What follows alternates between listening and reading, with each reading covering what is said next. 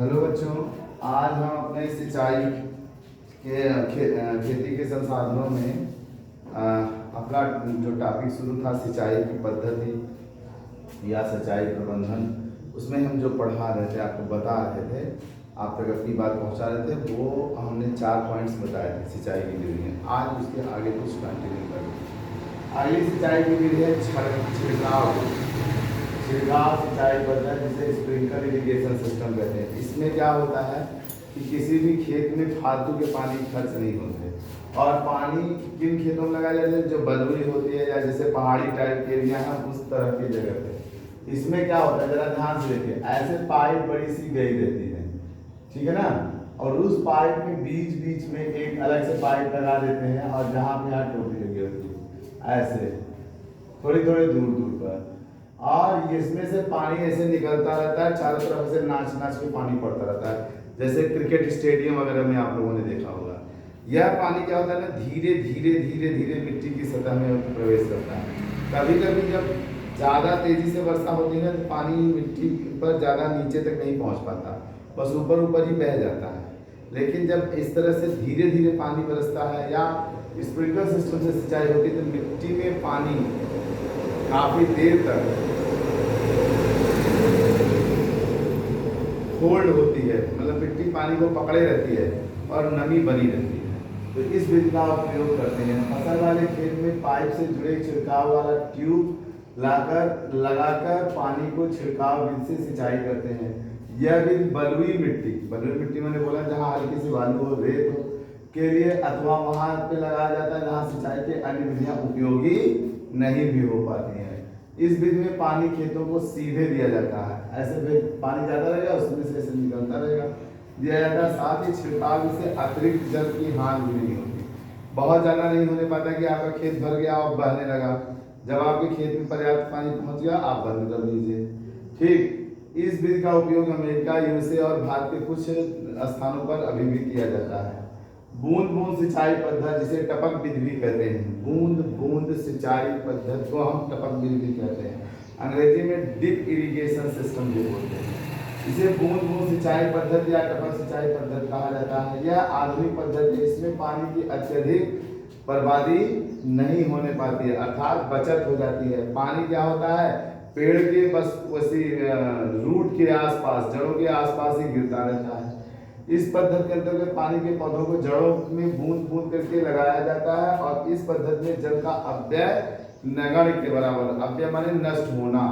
ठीक, पानी ज्यादा नष्ट नहीं होता, सिर्फ पानी वही सिंचाई करता है जहाँ पेड़ पौधे हैं, बस बाकी पेड़ बचा रहेगा। वर्षा जल संचयन सिंचाई पद्धति, rain water harvesting irrigation system. जल संचय का अर्थ है वर्षा के पानी को इकट्ठा करना और उसे जमा करना। इसे कई तरीकों से उपयोग में लाया जाता है, ठीक है। जैसे कई तरीके से इसे रोका जा सकता है, जैसे आपके छत का पानी कई पाइपों से जब गिर रहा हो तो सब पाइप का कनेक्शन एक जगह कर दीजिए, आंगन वगैरह, फिर उससे पानी जहाँ निकल रहा हो वहाँ से कोई आप रिजर्वायर बनाए हो, वहाँ रिजर्वायर माने जल संचयन वाला टैंक, वहाँ पे इकट्ठा कर दीजिए। ठीक, फिर उसके साथ ही जमीन के नीचे टैंक बनाकर उसमें बारिश का पानी इकट्ठा कर सकते हैं। तालाब या झील में भी बारिश के पानी को इकट्ठा कर सकते हैं। तो यह विधि आपकी क्या कहलाती है, वर्षा जल संचयन सिंचाई पद्धति। अगली पद्धति है आपका, मतलब इस पद्धति के लाभ क्या है, इससे पानी के बिल, बिजली का बिल, पानी वर्षा का आता है वो आप इकट्ठा करेंगे बस, तो बिजली का बिल इसमें खपत नहीं होगा। साथ ही इसे नगर निगम पर निर्भरता नहीं होगी, हमें नगर निगम मतलब चल के परमिशन नहीं लेना होगा कि हम ट्यूबवेल लगाएं या ये सब करें, सरकारी कोई, भाई आप इसे पानी को इकट्ठा कर लिया, सिंचाई कर रहे हैं, बस बात खत्म। इसमें किसी के परमिशन की जरूरत नहीं है। इससे भूजल का स्तर भी बना रहता है। जहाँ आप कहीं मान लीजिए गड्ढे वड्ढे में इकट्ठा करते हैं पानी, जैसे अपनी कढ़ाई तरफ नहीं इकट्ठा हो जाता है, वो जनरेटर लगा कर सिंचाई कर लेते हैं, देखा होगा, बस उसी तरह से। उससे क्या होता है कि नीचे नीचे रिस करके पानी जान कुछ चला भी जाता है। इससे मिट्टी के नीचे जो भूजल स्तर है वह भी मेंटेन होता रहता है, बराबर होता रहता है।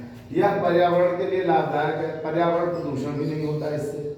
नेक्स्ट है वाटरशेड प्रबंधन। चेक डैम का अर्थ है जल संचयन के लिए उथली नदियों नालों पर बनाए गए डैम, मतलब डैम का मतलब होता है कहीं पानी बह रहा है उसको इकट्ठा कर लीजिए, चारों तरफ से बांध दीजिए, जाने न पाए, और फिर थोड़ा थोड़ा करके अपने उपयोग में लाइए। इससे क्या होता है, इससे क्या होता है, जो डैम बनाए जाते हैं वो उससे हमें सिंचाई के पानी भी मिल जाते हैं, बिजली का उत्पादन भी किया जा सकता है।